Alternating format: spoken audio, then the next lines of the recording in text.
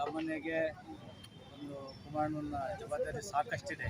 ಇದು ಒಂದು ದೊಡ್ಡ ಹುದ್ದೆ ಕೊಟ್ಟಿದ್ದಾರೆ. BJP ಸರ್ಕಾರದಲ್ಲಿ ಒಂದು ದೊಡ್ಡ ಹುದ್ದೆ. ಅವರಿಂದ ಏನಿಲ್ಲ, 14 ಹಳೆ ಮೈಸೂರಿಂದ 14 ಏನಿತ್ತೋ ಅದರಲ್ಲಿ 12 ಜಯಬೇರಿ ಬೇರಿಸಿದೆ.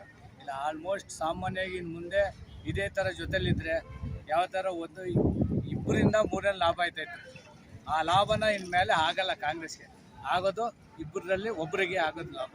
ಅಷ್ಟು ಹೇಳೋಕ್ಕೆ ಇಷ್ಟಪಡ್ತೇವೆ. ಕುಮಾರಣ್ಣ ಸಾಕಷ್ಟು ಇವಾಗ ಮೈಸೂರು ಲ್ಯಾಂಪಿಗೂ ಅಂತೂ ಮೊನ್ನೆ ಮಾತಾಡಿದ್ದಾರೆ, ಅದನ್ನು ಮಾತಾಡಬೇಕು ಅಂತಲೂ ತಿಳಿಸಿದ್ದಾರೆ ಅವರು. ಮೈಸೂರು ಲ್ಯಾಂಪು ಮತ್ತು ಇದು ಕುದುರೆಮುಖ ಗಣಿ ಇದು ಮಾಡಬೇಕು ಅಂತ, ಅದು ಫ್ಯಾಕ್ಟ್ರಿ ಮತ್ತು ಆಮೇಲೆ ತುಮಕೂರು ಎಲ್ಲ ಶಿವಮೊಗ್ಗದಲ್ಲಿ ಒಂದು ಇದೆಯಲ್ಲ, ಅದು ಒಂದು ಭದ್ರಾವತಿದು ಅದು ಮಾಡಬೇಕು ಅಂತ ಹೇಳಿದ್ರೆ ನಿರುದ್ಯೋಗಿ ಹೋಗಲಾಡಿಸ್ಬೇಕು, ಒಂದು ದೊಡ್ಡ ಹುದ್ದೆ ಕೊಟ್ಟಿದ್ದಂತ ಹೇಳಿದರೆ ಅದೇನೋ ಮುಂದೆ ಇನ್ನು ಯಾವ ಥರ ಮಾಡಬೇಕು ಅಂತ ಅವರು ಯೋಚನೆ ಮಾಡಬೇಕು, ಜನಗಳಿಗೆ ಅನುಕೂಲ ಆಗಬೇಕು.